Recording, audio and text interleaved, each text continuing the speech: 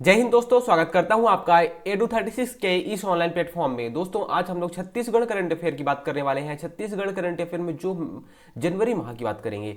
जनवरी माह में जो जो घटनाएं घटित हुई हैं, सारी घटनाएं आज की वीडियो में हम लोग कवर कर लेंगे। छत्तीसगढ़ में जनवरी मंथ में जो जो घटनाएं घटित हुई थी, सारी घटनाएं आज हम लोग कवर कर लेंगे। देखिए, अब आपकी हर वीक, क्या पर वीक की बात कर रहा हूँ, पर वीक आपकी करंट अफेयर की क्लास आएगी। देखिए, जैसे कि अभी हमने जो पहला क्लास है ये छत्तीसगढ़ का रख दिया, फिर अगली जो क्लास होगी वो जनवरी महीने की ही रहेगी, लेकिन राष्ट्रीय और अंतर्राष्ट्रीय घटनाएं जो भी घटित हुई हैं वो चीज़ रहेगी। उसके बाद फिर अगले वीक में फिर से क्लास आएगी, जब उसमें फरवरी माह की हम लोग देखेंगे। फरवरी माह में जो जो घटनाएं घटित हुई हैं छत्तीसगढ़ की, फिर उसके बाद हम लोग नेशनल में जो घटनाएं घटित हुई हैं राष्ट्रीय और अंतर्राष्ट्रीय, वो सारी चीज़ें हम लोग देखेंगे। ये क्लासेस आपकी रेगुलर आएंगी। अब रेगुलर मीन्स आप बोल सकते हैं पर वीक की बात कर रहा हूँ मैं। पर वीक आप लोग को क्लासेस मिल जाएंगी। अब करंट अफेयर में जो जो चीज़ें मैं बता रहा हूँ, बस आपको इतनी चीज़ें करनी है, बस आपको रिवीजन करना है। और ये जो पीडीएफ है, जो ये नोट्स है, आपको नोट्स फ्री में अवेलेबल हो जाएगा। कहाँ से? तो टेलीग्राम आपको ग्रुप ज्वाइन करना पड़ेगा। और टेलीग्राम ग्रुप ज्वाइन करने के लिए आप करेंगे क्या, तो आप टेलीग्राम में सर्च कर लीजिएगा एडू36 क्लास पीडीएफ।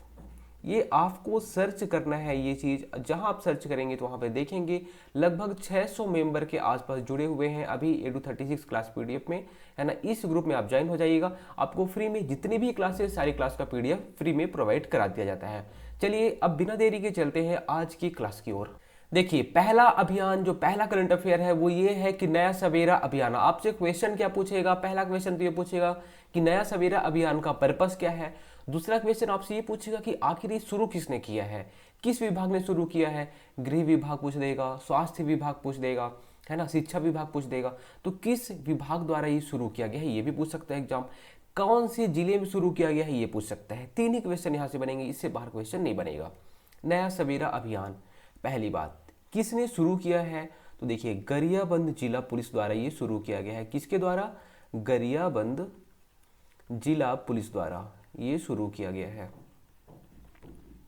क्यों शुरू किया गया है? लोग आजकल, जो युवा पीढ़ी आप देखेंगे, छोटे छोटे जो बच्चे रहते हैं वो गांजा पीते रहते हैं, दारू पीते रहते हैं, सिगरेट पीते रहते हैं। तो वो जो बच्चे हैं जो नशे की आदि जो हो चुके हैं, जो युवा पीढ़ी, उनको बचाना है नशे से। क्योंकि अगर हमारी युवा पीढ़ी बर्बाद हो जाएगी तो हमारा एक तरीके से पूरा फ्यूचर, जो आने वाला फ्यूचर है हमारे छत्तीसगढ़ का, हमारे इंडिया का, वो बर्बाद हो जाएगा। इसलिए नशे के विरुद्ध ये अभियान चलाया जा रहा है। किसके? नशे के विरुद्ध अभियान। जो युवा पीढ़ी है उनको नशे से बचाना है। नशे के विरुद्ध ये अभियान चलाया जाएगा। किसके द्वारा? गरियाबंद जिला पुलिस द्वारा ये चलाया जा रहा है। देखिए, यहाँ पे पुलिस है, ये इनको समझा रहे हैं कि आपको नशा नहीं करना है। अपने बच्चों को समझाना है कि आप नशा नहीं करिए, ठीक है। इससे क्या होगा, हमारी जो आने वाली पीढ़ी, हमारे जो घर वाले हैं, हमारे साथ हमारे घर वाले और हमारी आने वाली पीढ़ी सबकी सब तबाह हो जाती है। इसलिए नशे से दूर रहना है। उसके बाद देखिए, नए महाधिवक्ता कौन बनते हैं? कहाँ के? छत्तीसगढ़ के। छत्तीसगढ़ के नए महाधिवक्ता कौन बनते हैं? तो इसका राइट आंसर क्या हो जाएगा? देखिए, यहाँ पे आपको इमेज दिख रहा होगा, ये कौन है? ये है प्रफुल्ल एन भरत। आपके एग्जाम में यही पूछेगा, छत्तीसगढ़ के जो नए महाधिवक्ता है वो कौन बने हैं? तो प्रफुल्ल एन भरत, ठीक है। प्रफुल्ल एन भरत छत्तीसगढ़ के नए महाधिवक्ता बने हैं, पहली चीज। दूसरी बात, ये जो महाधिवक्ता है वो करते क्या है और किन की सिफारिश पर इन्हें यहाँ पे लाया जाता है या फिर महाधिवक्ता बनाया जाता है? तो जो हमारे मुख्यमंत्री साहब रहते हैं, कौन? मुख्यमंत्री साहब, वो राज्यपाल से सिफारिश करते हैं। किससे सिफारिश करेंगे? राज्यपाल से सिफारिश करेंगे।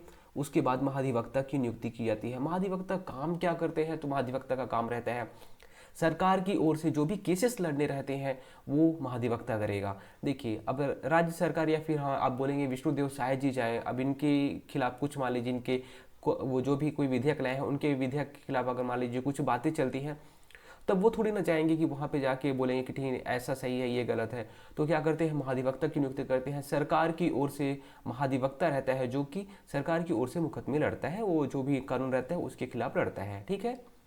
तो सरकार की ओर से कौन पेश होता है? तो महाधिवक्ता पेश होता है सरकार की ओर से। और ये महाधिवक्ता के बारे में कैसे, उनकी नियुक्ति के बारे में कैसे बात की गई? तो अनुच्छेद 165 में। किसमें? अनुच्छेद 165 में महाधिवक्ता की नियुक्ति के बारे में बात की गई है। और नियुक्ति कैसे होगी? तो सीएम क्या करेगा? सीएम सिफारिश करेगा राज्यपाल जी से कि हमें महाधिवक्ता चाहिए, फिर राज्यपाल जी क्या करेंगे, सिफारिश को मंजूर करेंगे। उसके बाद आप ये बताइए कि स्कूल शिक्षा मंत्री अभी के टाइम पे कौन है। तो अगर आप स्कूल शिक्षा मंत्री के बारे में, शिक्षा मंत्री के बारे में जानते होंगे तो कौन है अभी, शिक्षा मंत्री हैं बृजमोहन अग्रवाल जी। कौन है, बृजमोहन अग्रवाल जी। बृजमोहन अग्रवाल जी शिक्षा मंत्री हैं ये। इन्होंने अभी एक नया रूल लाया है। पहले क्या होता था, पहले जो 9वीं क्लास की लड़कियां होती थी उनको ये साइकिल मिलता था। क्या, जो 9वीं क्लास की लड़कियां रहती थी, केवल और केवल लड़कियों को ये साइकिल मिलता था, केवल और केवल लड़कियों को। कौन सी क्लास की, 9वीं क्लास की। जब 9वीं क्लास में लोग इंटर करते थे तो साइकिल मिलता था। अब क्या हो गया है, रूल क्या आया है, अब लड़कों को भी साइकिल मिलेगा, लड़का या फिर लड़की, है ना, अब दोनों को साइकिल मिलेगा। कौन सी क्लास में, जैसे ही 9वीं क्लास में पहुंचेगी अब इनको साइकिल मिल जाएगा। पहले लड़की और उसको साइकिल मिलता था, अब लड़का और लड़की दोनों को साइकिल मिलेगा। दूसरा क्या रूल आया है, दूसरा ये रूल आया है कि पहले 10वीं क्लास तक के बच्चों को, जो 10वीं क्लास के जो बच्चे रहते थे वहीं तक को इनको निःशुल्क बुक मिलती थी, निःशुल्क जो पाठ्य पुस्तक होती है वो मिलती थी, फ्री में बुक मिलती थी, है ना। निःशुल्क बुक कब, कौन सी क्लास तक के, तो 10वीं क्लास के बच्चों को निःशुल्क बुक मिलती थी। अब क्या हो गया है, अभी रूल ये आया है कि अब 12वीं तक के जो बच्चे हैं, 12वीं तक के जो बच्चे हैं सबको निःशुल्क बुक मिलेगी। 12वीं तक के बच्चों को निःशुल्क बुक मिलने वाली है, ठीक है। उसके बाद सर्प केंद्र की स्थापना। अब आपको ये तो पता है कि हम छत्तीसगढ़ का नागलोक किसे कहते हैं, छत्तीसगढ़ का नागलोक किसे कहते हैं बताइए। तो छत्तीसगढ़ का नागलोक आपको पता होगा किसे बोलते हैं, तो आप बोलोगे जसपुर का तपकरा, जहाँ पे नाग बहुत ज़्यादा पाए जाते हैं। वहीं पे सर्प केंद्र की स्थापना की जाएगी जहाँ पे नाग पाए जाएंगे। कहाँ पे पाए जाते हैं, तो तपकरा। तपकरा है कहाँ पे, तो तपकरा जसपुर में है, और यहीं जसपुर में ही नागलोक या फिर सर्प केंद्र की स्थापना की जाएगी। ये किसने बोला है, तो हमारे जो मुख्यमंत्री हैं विष्णुदेव साय जी, उन्होंने बोला है कि हम छत्तीसगढ़ के तपकरा में सर्प केंद्र की स्थापना करेंगे। उसके बाद जनमन योजना में शामिल जनजातियां कौन सी हैं, जनमन योजना, पीएम जनमन योजना, ठीक है, प्रधानमंत्री जनमन योजना अभी लॉन्च की गई है, कब, जनवरी में। इसमें कौन कौन शामिल किया गया है, देखिए इसका पर्पस आपको बताना चाहिए, उद्देश्य क्या है। बहुत सारी, देखिए पहली बात, इसका जो पर्पस रहता है वो जनजातियों के उद्धार के लिए। किसके लिए, जनजातियों के उद्धार के लिए, जो कमजोर जनजातियां हैं उनके उद्धार के लिए, उनका विकास करना है। तो जनजातियों की को विकसित करने के लिए, विकास करने के लिए, ठीक है। अब जनजातियों का विकास कैसे करेंगे, आप सोचिए जनजातियों का हम विकास कैसे कर सकते हैं। तो आप बोलोगे अगर मैं जनजातियों के क्षेत्र में उनके आवास की अच्छे से व्यवस्था कर दूं, है ना, पेयजल की व्यवस्था कर दूं, पानी की, वो गंदा पानी ना पिए, ठीक है, पेयजल की, स्वच्छता की, शिक्षा की, है ना, स्वच्छता, शिक्षा, पोषण, उनके खाने पीने की अच्छी से व्यवस्था कर दूं, है ना। ये सारी चीज़ें अगर मैं कर दूं तो सीधी सी बात है, जो जनजातियां रहेंगी वो जनजातियां एक तरीके से क्या हो जाएंगी, समृद्ध हो जाएंगी और जनजातियों का विकास हो जाएगा। तो जनजातियों के लिए जो योजना लाई गई है जनमन योजना, उसका पर्पस ये है कि जनजातियों को विकसित करना है, उनके लिए आवास, पेयजल, स्वच्छता, शिक्षा, है ना, पोषण, ये सारी चीज़ों की व्यवस्था करनी है। अब छत्तीसगढ़ में कितनी जनजातियां शामिल की गई हैं इससे, तो छत्तीसगढ़ की 5 जनजातियों को शामिल किया गया है। कौन कौन सी जनजातियां हैं, तो आपको पता होगा केंद्र सरकार द्वारा जो घोषित पिछड़ी जनजातियां हैं, कौन कौन सी हैं छत्तीसगढ़ में, क्या, केंद्र सरकार द्वारा घोषित पिछड़ी जो जनजातियां हैं छत्तीसगढ़ की, वो सारी जनजातियों को पीएम जनमन योजना में शामिल किया गया है। आप बोलोगे कितनी जनजातियां, तो 5 जनजातियां। कौन कौन सी हैं, अगर आपने जनजाति वाला चैप्टर नहीं देखा है तो आप देख लीजिएगा कौन कौन सी है। हमने देखा था ए से हो गया अबूझमाड़िया, बी से हो गया बैगा, और बी से हो गया बिरहोर, फिर के से हो गया कमार, और ये के से हो गया कोरबा, ठीक है। तो 5 जनजातियां ऐसी हैं जो कि केंद्र सरकार द्वारा घोषित पिछड़ी जनजातियां हैं। 2 जनजातियां ऐसी हैं जो कि राज्य सरकार द्वारा घोषित पिछड़ी जनजातियां हैं। कौन कौन सी, पंडो और भुंजिया। पंडो और भुंजिया राज्य सरकार द्वारा है, और केंद्र सरकार द्वारा अबूझमाड़िया, बैगा, बिरहोर, कमार और पहाड़ी कोरबा। इतनी जो जनजातियां हैं वो केंद्र सरकार ने इन्हें बोला है कि वो पिछड़ी जनजातियां हैं, और यही जो 5 पिछड़ी जनजातियां हैं उन्हें क्या पीएम जनमन योजना में शामिल करने के लिए बात की गई है। उसके बाद देखिए पद्मश्री 2024, पद्मश्री 2024 छत्तीसगढ़ में कितने लोगों को मिला हुआ है? बहुत इंपॉर्टेंट क्वेश्चन है और ये तो 2018 के आप लोग के एग्जाम में भी आया हुआ क्वेश्चन है। 2018-17 में जिसको मिला हुआ था वहां से क्वेश्चन पूछ लिया था। अब 2024 में जिसको मिला है यहाँ से क्वेश्चन पूछेगा ही पूछेगा। किसको किसको मिला है आपको याद रखना है। 3 लोगों को मिला हुआ है। कितने लोगों को? 3 लोगों को मिला हुआ है। पहला क्वेश्चन तो ये पूछ सकता है कि छत्तीसगढ़ से कितने लोगों को पद्मश्री अवार्ड मिला हुआ है, तो 3 लोगों को मिला हुआ है। अब इनके नाम याद रख लीजिएगा। किसको किसको मिला है? तो रामलाल बरेठ जी, है ना, जागेश्वर यादव और हेमचंद मांझी, ये 3 जन को मिला हुआ है। किसको किसको? रामलाल बरेठ, जागेश्वर यादव और हेमचंद मांझी, ये 3 लोगों को पद्मश्री मिला हुआ है। पहला इनका आपको नाम याद रखना है, ठीक है। उसके बाद ये कौन से जिले से ताल्लुक रखते हैं? तो जो रामलाल बरेठ जी हैं वो रायगढ़ से हैं। रामलाल बरेठ जी रायगढ़ से, जागेश्वर यादव जसपुर से, उसके बाद हेमचंद मांझी नारायणपुर से। देखिए रा से राम हो जाता है और रा से रायगढ़ हो जाता है ना।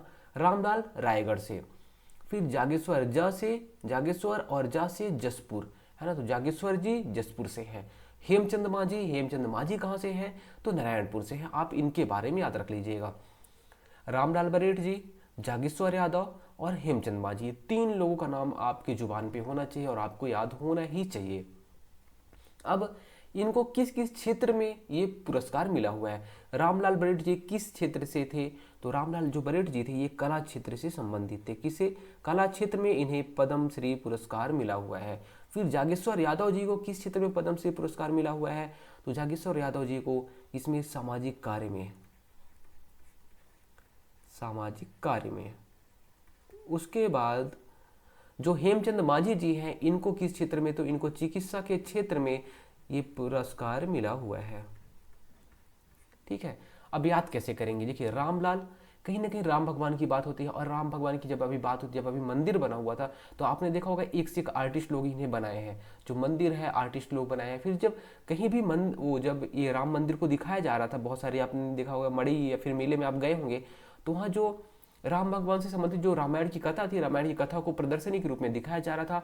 मतलब कहीं ना कहीं कला दिखाई जा रही थी, ठीक है, रामायण की कला दिखाई जा रही थी। तो आप ऐसे याद कर सकते हैं, है ना, रामलाल कला। रामलाल कला से संबंधित थे और रायगढ़ से थे। उसके बाद जो जागेश्वर यादव जी हैं वो जसपुर से हैं। और देखिए जागिए और सामाजिक कार्य करिए, हमारे समाज का उद्धार करना है तो आप जागिए, पहले उठिए, जागिए उठिए, उसके बाद तभी तो हमारे समाज का उद्धार होगा, तभी तो हमारे समाज का जस होगा। आप ऐसे याद कर सकते हैं क्या? जागिए से जागेश्वर यादव हो गया और सामाजिक कार्य करिए, लोगों का भला करिए, आपके साथ भी अच्छा ही होगा हमेशा। उसके बाद हेमचंद मांझी चिकित्सा के क्षेत्र से संबंधित थे। आपको याद रखना हेमचंद जो मांझी लोग रहते हैं वो चिकित्सा के क्षेत्र में आगे रहते हैं। कहाँ से थे? तो ये नारायणपुर से संबंधित थे। उसके बाद छत्तीसगढ़ बोली में शपथ। देखिए अभी क्या विधानसभा चुनाव हुआ था, है ना, नवंबर के टाइम में, नवंबर 2023 में विधानसभा का चुनाव हुआ था। उसके बाद फिर जब इन लोग को मुख्यमंत्री बनाया जाता है, जब इन लोग को पद दिया जाता है, उसमें लोग शपथ लेते हैं। तो छत्तीसगढ़ी बोली में किस किस ने शपथ लिया है उसके बारे में आपको याद रखना है। कई बार एग्जाम में क्वेश्चन पूछ लेते हैं। आपको याद रखना है जो हमारे मुख्यमंत्री जी हैं, मुख्यमंत्री जी उन्होंने शपथ लिया। हमारे उप मुख्यमंत्री हैं, उप मुख्यमंत्री जी इन्होंने शपथ लिया। अब उप मुख्यमंत्री कितने हैं? तो आप बोलोगे 2 लोग हैं उप मुख्यमंत्री, ये 2 लोगों ने शपथ लिया। उसके अलावा 31 और विधायक हैं जिन्होंने छत्तीसगढ़ी बोली में शपथ लिया। आपके एग्जाम में क्वेश्चन डायरेक्टली तो यही पूछेगा किस किस ने लिया है? तो मुख्यमंत्री ने लिया है, विष्णुदेव साय जी ने लिया है। उप मुख्यमंत्री कौन कौन है? तो विजय शर्मा जी हैं और अरुण साव जी। कौन कौन? विजय शर्मा और अरुण साव, ये दोनों मुख्यमंत्री जी ने शपथ लिए हैं छत्तीसगढ़ी बोली में। उसके अलावा 31 विधायक और थे जिन्होंने छत्तीसगढ़ी बोली में शपथ लिया है। उसके बाद देखिए छत्तीसगढ़ विधानसभा निर्वाचन 2024 से रिलेटेड फैक्ट बहुत ज्यादा इंपॉर्टेंट है। यहां से क्वेश्चन पूछे जाने की संभावना बहुत बहुत ज्यादा है। सबसे इंपॉर्टेंट क्या है कि सर्वाधिक मतदान किस विधानसभा क्षेत्र से हुआ था? सर्वाधिक मतदान जो प्रतिशत है वो किस विधानसभा के क्षेत्र के लोगों ने सबसे ज्यादा मतदान किया?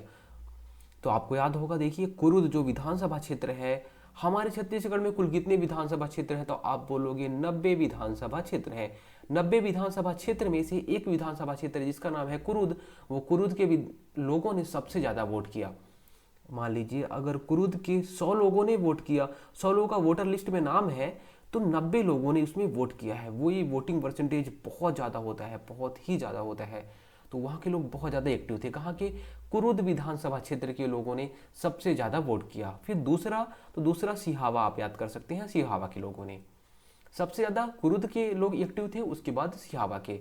सबसे कम जहाँ के लोगों ने वोट किया, वोटिंग परसेंटेज की बात की जाएगी तो बीजापुर।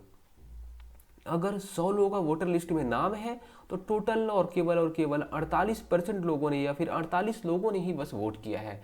कहाँ पे? बीजापुर में। उसके बाद रायपुर शहर उत्तर, है ना। तो आपको क्या रखना, सबसे ज़्यादा और सबसे कम। तो सबसे ज़्यादा लोग कहाँ के? तो कुरुद के। सबसे कम बीजापुर के। आप सेकंड हाईएस्ट भी याद कर सकते हैं। सेकंड हाईएस्ट कहाँ के? सिहावा के। और सेकंड लोवेस्ट कहाँ के? तो आप बोलोगे रायपुर शहर उत्तर के। बस आप इतना याद रखिए, इसको याद नहीं करेंगे तो भी चलेगा। उसके बाद देखिए और क्या क्वेश्चन है, संगवारी मतदान केंद्र कितने बनाए गए थे हमारे छत्तीसगढ़ में? ये बहुत ज़्यादा इंपॉर्टेंट है। हुआ क्या था, क्यों बनाया गया था, इसके बारे में आपको याद रखना चाहिए। देखिए पहले सरकार द्वारा ये डिसाइड किया गया कि कुछ कुछ जगह पे ऐसा है जहाँ पे महिलाओं की संख्या ज़्यादा है लेकिन ये सुरक्षा कारणों से वोटिंग नहीं डाल पा रही हैं। ठीक है, देखिए महिलाओं की सुरक्षा बहुत ज़्यादा है, बहुत इंपॉर्टेंट रोल रहता है। अगर आप भी किसी पद पे जाते हैं तो आपको सबसे पहले जो प्रायोरिटी में रखना चाहिए वो महिलाओं की सुरक्षा रखनी चाहिए। क्योंकि अगर ये महिलाएं आगे नहीं बढ़ पाएंगी, देखिए ये महिलाओं में कौन आता है? हमारे घर वाले भी आते हैं, हमारी माँ भी आती है, हमारी बहन भी आती हैं। तो इनकी सुरक्षा की जिम्मेदारी हमारी खुद की रहती है। तो हमें जो सरकार है, सरकार ने भी डिसाइड किया कि जो महिलाएं हैं इनकी सुरक्षा की जिम्मेदारी लेनी चाहिए। तो इसलिए जहाँ पे महिलाएं ज़्यादा हैं और ये क्या है, लास्ट टाइम सुरक्षा के कारणों से वोट कम कर पाई थी। देखिए ये मान लीजिए विधानसभा क्षेत्र हो गया। अब यहाँ पे महिलाएं बहुत ज़्यादा है, महिलाएं बहुत ज़्यादा है, तो क्या हुआ, इनके वोटिंग को बढ़ाना है, इसलिए क्या किया गया कि कुछ कुछ जगह को चिन्हांकित किया गया कि यहाँ पे महिलाएं ज़्यादा हैं, इनके वोटिंग के परसेंटेज को बढ़ाया जाए। तो जहाँ पे महिलाएं ज़्यादा थी उस क्षेत्र को चिन्हांकित करके वहाँ पे जो भी अधिकारी और कर्मचारी थे, देखिए जब वोटिंग होता है उस टाइम पे जो अधिकारी और कर्मचारी होते हैं वो सारे कौन थे? तो सारे के सारे लगभग कौन थी? तो महिलाएं रखी गई थी, सारी की सारी महिलाएं रखी गई थी। ठीक है, देखिए संगवारी मतदान केंद्र में क्या हुआ था, संगवारी मतदान केंद्र में सुरक्षा की जिम्मेदारी कौन लिया था? तो केवल और केवल महिलाएं रखी गई थी। और किस लिए रखा गया था? तो महिलाओं की सुरक्षा से रिलेटेड ये चीज़ें थी कि महिलाएं ज़्यादा से ज़्यादा वहाँ पे वोट कर पाए, इसलिए। अब देखिए यहाँ से क्वेश्चन क्या पूछा गया है, क्वेश्चन ये पूछा गया है कि जो संगवारी मतदान केंद्र है ये कितनी टोटल संगवारी मतदान केंद्र थे? तो हर विधानसभा क्षेत्र, कितने विधानसभा क्षेत्र? 90 विधानसभा क्षेत्र। हर विधानसभा क्षेत्र से 10 लोग, तो टोटल कितने हो जाएंगे? 10 केंद्र हो जाएंगे। तो 90 विधानसभा क्षेत्र है और 90 विधानसभा क्षेत्र में 10 केंद्र, हर विधानसभा क्षेत्र से 10 केंद्र, तो कितने हो जाएंगे? 900 संगवारी मतदान केंद्र बनाए गए थे। कितने? 900 संगवारी मतदान केंद्र बनाए गए थे।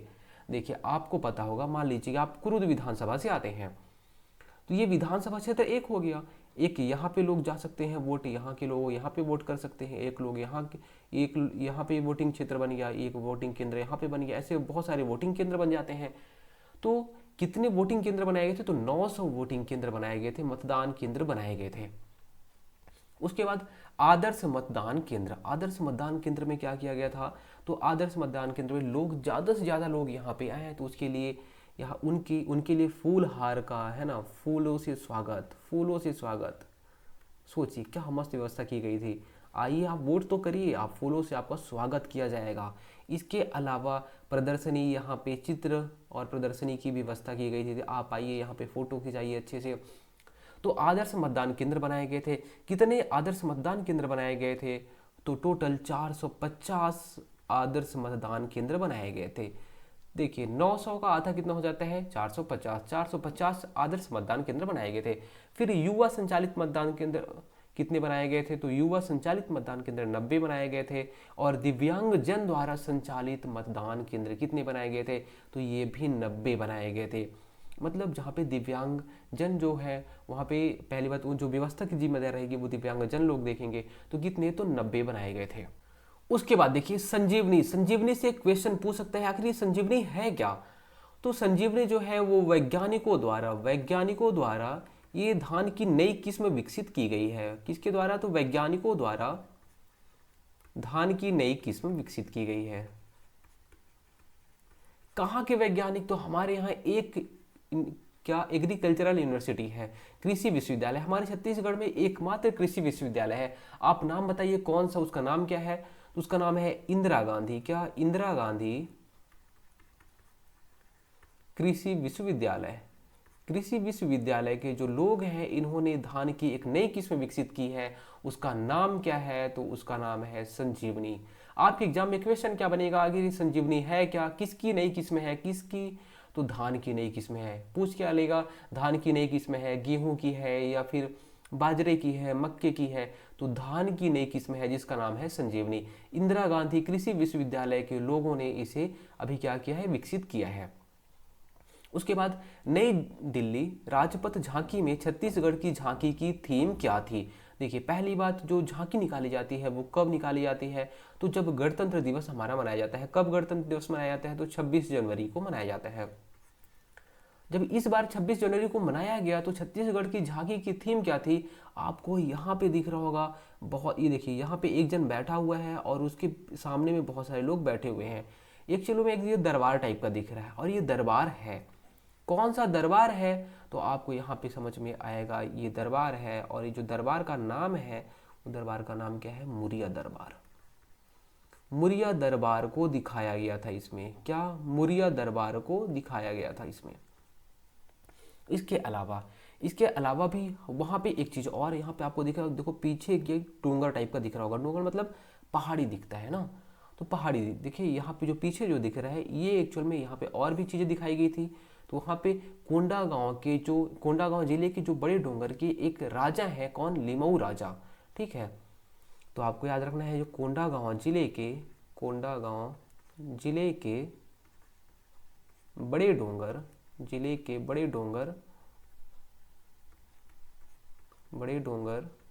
कि वहाँ के एक राजा है, क्या नाम है उनका? राजा का नाम है लिमाऊ राजा। लिमाऊ राजा की संस्कृति दिखाई गई थी। किसकी? लिमाऊ राजा की संस्कृति। तो पहली चीज तो यहाँ पे आपको ये दिख रहा होगा, क्या दिख रहा है यहाँ पे? कि मुरिया दरबार दिखाया गया। उसके बाद आपको पीछे में डोंगर दिख रहा है, पहाड़ दिख रहा होगा, और ये कहाँ के? कोंडागांव जिले के बड़े डोंगर की लिमाऊ राजा की संस्कृति यहाँ पे दिखाई गई है। देखिए यहाँ पे आपको थोड़ा सा अगर दिख पा रहा होगा तो देख लीजिएगा, इसके अलावा आप इमेज देख सकते हैं। 5 किलोवाट रेडियो स्टेशन कहाँ पे लगाया गया है? अभी हाल ही में छत्तीसगढ़ के किस क्षेत्र में 5 किलोवाट रेडियो स्टेशन लगाया गया है? ये एग्जाम में क्वेश्चन बन सकता है। तो कहाँ पे लगाया गया है? पहली बात तो आपको याद रखना है नारायणपुर जिले में। नारायणपुर जिले के किस भाग में आप बोल सकते हैं? सबसे ज़्यादा बारिश कहाँ पे होती है? तो सबसे ज़्यादा बारिश होती है अबूझमाड़। हाँ, और वही अबूझमाड़ में ये 5 किलोवाट का रेडियो स्टेशन लगाया गया है। अबूझमाड़ में ये 5 किलोवाट रेडियो स्टेशन लगाया गया है। फिर ये बार्किंग डियर, ये जो बार्किंग डियर है वो कहाँ पे अभी हाल ही में देखा गया है? तो बार्किंग डियर कहाँ पे? तो आपको सीता नदी अभ्यारण्य याद है क्या? सीता नदी अभ्यारण्य, वहीं पे ये दिखा है बार्किंग डियर। सीता नदी अभ्यारण्य कहाँ पे? सीता नदी अभ्यारण्य। सीता नदी अभ्यारण्य है कहाँ पे? तो आप बोलोगे कौन से जिले में है? धमतरी जिले में है। और ये धमतरी जिले में है सीता नदी अभ्यारण्य, और सीता नदी अभ्यारण्य में ही बार्किंग डियर अभी हाल ही में देखा गया है। डियर का मतलब आपको ये तो पता ही होगा, क्या बोलते हैं डियर को? हम हिरण बोलते हैं। तो बार्किंग या फिर भौंकने वाला जो हिरण होता है आप बोल सकते हैं, वो कहाँ पे? तो भौंकने वाला कुत्ते होते हैं, लेकिन यहाँ पे हिरण दिख गया है। कहाँ पे? तो सीता नदी अभ्यारण्य में। उसके बाद खेलो इंडिया यूथ गेम्स 2024 ये कहाँ पे आयोजित हुआ था और इसके शुभंकर का नाम क्या था? वो चीज़ें आपसे पूछ सकता है। और सबसे ज़्यादा पदक कौन से राज्य की टीम जीती है? खेलो इंडिया यूथ गेम्स 2024 कौन से क्रम का ये संस्करण था? कौन से क्रम का था यूथ गेम्स? तो ये 6वें क्रम का था। कौन से क्रम का? 6वें क्रम का था। कहाँ पे आयोजित हुआ था? आयोजन स्थल आपसे पूछेगा। आयोजन कहाँ पे हुआ था इस बार? तो इस बार तमिलनाडु में हुआ था। कहाँ पे आयोजन हुआ? तमिलनाडु में। तमिलनाडु में इसका आयोजन हुआ। किसका? खेलो इंडिया यूथ गेम्स का। इसके शुभंकर का नाम क्या था? इसके शुभंकर का नाम था वीरा मंगई। शुभंकर का नाम था वीरा मंगई। आयोजन तमिलनाडु में। सबसे ज्यादा पदक कौन सी टीम ने जीता, कहाँ की टीम ने जीता, तो सबसे ज्यादा महाराष्ट्र की टीम ने सबसे ज्यादा पदक जीता था। कहाँ की? महाराष्ट्र की टीम। महाराष्ट्र की टीम सबसे ज्यादा पदक जीती। उसके बाद दूसरी जो टीम थी वो है तमिलनाडु में हो रहा था, तमिलनाडु की टीम। ठीक है, सबसे ज्यादा पदक महाराष्ट्र राज्य की टीम ने जीता। उसके बाद तमिलनाडु राज्य की जो टीम है वो सेकंड नंबर पर पदकों की संख्या में रही है। उसके बाद छत्तीसगढ़ एथलेटिक्स संघ का नया अध्यक्ष किसे बनाया गया है? क्या छत्तीसगढ़ एथलेटिक्स संघ का नया अध्यक्ष अभी हाल ही में किसे बनाया गया है? तो जी.एस. बामरा। क्या? जी.एस. बामरा सर को बनाया गया है छत्तीसगढ़ एथलेटिक्स संघ का नया अध्यक्ष। किसे? जी.एस. बामरा सर को बनाया गया है छत्तीसगढ़ एथलेटिक्स संघ का नया अध्यक्ष। चिरौंजी औषधि पौधा। देखिए, चिरौंजी औषधि जो पौधा है ये अभी क्या हुआ है इसके बारे में आप जान लीजिएगा। एक्चुअल में इसे रेड डाटा बुक में इसे शामिल कर दिया गया है। रेड डाटा बुक ये होता क्या है? जो ऐसी जो पौधा हो सकता है या फिर पादप हो सकते हैं या फिर आप बोल सकते हैं ऐसे से जो संकटग्रस्त जो जीव होते हैं, जो भी मतलब जो विलुप्त होने के कगार पे जो जीव हैं, जो पौधे हैं, उन्हें रेड डाटा बुक में शामिल किया जाता है। एक चिरौंजी बहुत एक औषधीय पौधा है। ये बस्तर वाले क्षेत्र में पाया जाता है। कहाँ पे? बस्तर के क्षेत्र में पाया जाता है। चिरौंजी औषधीय पौधा है और ये बस्तर के क्षेत्र में पाया जाता है, लेकिन अभी क्या है, विलुप्त होने की कगार पे है। क्या? विलुप्त होने की कगार पे है, इसलिए इसे रेड डाटा बुक में अभी शामिल किया गया है। किसमें? रेड डाटा बुक में इसे शामिल किया गया है। ये एक औषधीय पौधा है, आपको याद रखना है। चिरौंजी एक औषधीय पौधा है, आप देख लीजिएगा यहाँ पे चिरौंजी है, औषधीय पौधा है, ये बस्तर के क्षेत्र में पाया जाता है अभी, और इसे रेड डाटा बुक में अभी हाल ही में इसे शामिल किया गया है। उसके बाद पायलट प्रोजेक्ट। पायलट प्रोजेक्ट क्या है ये आपसे एग्जाम में क्वेश्चन पूछ सकता है कि पायलट प्रोजेक्ट है क्या। पायलट सीधी सी बात है, हेलीकॉप्टर कौन चलाता है? पायलट चलाता है। तो ये पायलट प्रोजेक्ट किससे रहेगा? तो हेलीकॉप्टर नहीं बोल सकते हम लोग, मिनी हेलीकॉप्टर बोल देते हैं। किसे? ड्रोन को बोल देते हैं। ठीक है, अब क्या होगा, ड्रोन से दवाइयाँ भेजी जाएंगी, है ना। किसी हॉस्पिटल में अगर क्या दवाई की ज़रूरत है तो हम किससे भेजेंगे? ड्रोन से भेजेंगे। ड्रोन से दवाई का सप्लाई करना, दवा पहुंचाना। रायपुर एम्स को इसमें शामिल किया गया है ना। पायलट प्रोजेक्ट इंडिया लेवल पे किया गया था, तो छत्तीसगढ़ के कुछ कुछ हॉस्पिटल को इसमें चिन्हित किया गया है, जैसे रायपुर एम्स हो गया। तो जो पायलट प्रोजेक्ट का पर्पस है वो ड्रोन से दवा पहुंचाना, इसका पर्पस है। कहाँ पे पहुंचाएगा? तो ये हॉस्पिटल में पहुंचाएगा। ड्रोन सीधा हॉस्पिटल में लैंड करेगा। सर्वश्रेष्ठ ताप विद्युत गृह किसे अभी अवार्ड मिला है? कि सर्वश्रेष्ठ ताप विद्युत गृह मतलब सबसे ज़्यादा ताप विद्युत जो गृह है, मतलब आप बोल सकते हैं जहाँ पे ताप से विद्युत जो बनता है, कोयले को जलाते हैं, ये कोयले को जलाए और क्या बना वहाँ पे? तो बिजली बन गया। तो उसे सर्वश्रेष्ठ किसे अवार्ड दिया गया है? तो सर्वश्रेष्ठ अवार्ड दिया गया है हसदेव ताप विद्युत गृह को। हसदेव ताप विद्युत गृह ये है कहाँ पे? तो ये कोरबा में स्थित है। ठीक है, हसदेव ताप विद्युत गृह कोरबा में स्थित है और इसे सर्वश्रेष्ठ ताप विद्युत गृह का अवार्ड भी मिला हुआ है। उसके बाद 8वां स्वच्छता सर्वेक्षण 2023 अभी लिस्ट जारी की गई है कि सबसे स्वच्छ कौन सा राज्य है, कौन सा जिला है, उसके बारे में। तो सबसे स्वच्छ जो राज्य है, राज्य की बात हो रही है, ध्यान दीजिएगा, सबसे स्वच्छ राज्य, सबसे स्वच्छ जो राज्य है वो है महाराष्ट्र। कौन सा? महाराष्ट्र। दूसरा सबसे ज्यादा स्वच्छ जो राज्य है वो है मध्य प्रदेश, हमारा पड़ोसी राज्य। ठीक है, सबसे स्वच्छ महाराष्ट्र, फिर दूसरा सबसे स्वच्छ तो मध्य प्रदेश हो जाएगा। ठीक है, उसके बाद अगर हमारे छत्तीसगढ़ की बात हो जाएगी, छत्तीसगढ़ में ही बता दीजिए क्या कि छत्तीसगढ़ में सबसे स्वच्छ कौन सा जिला था। तो छत्तीसगढ़ में सबसे स्वच्छ जो जिला हुआ था, अगर 1 लाख से अधिक पॉपुलेशन की बात आ जाएगी कि 1 लाख से अधिक जो पॉपुलेशन वहाँ पे कौन सा है, तो रायपुर जिला। रायपुर जिला सबसे स्वच्छ जिला है ना। अगर बोला जाए कि सबसे 1 लाख की पॉपुलेशन हो और कौन सा क्षेत्र ऐसा है जो कि 1 लाख से कम पॉपुलेशन है और सबसे स्वच्छ है, तो पाटन, आपको याद होगा पाटन। हाँ, वही जहाँ पे कौन, हमारे भूपेश बघेल जी जो पुराने मुख्यमंत्री थे, ओल्ड वाले है ना, पुराने, वो तो वो वहाँ के क्या है, एक विधायक है, अभी आज हाल के टाइम में वो विधायक है। फिर तिरिया संगम। तिरिया संगम ये एक पर्यटन स्थल है, पर्यटन स्थल है ये, और ये है कहाँ पे, तो ये जगदलपुर में है।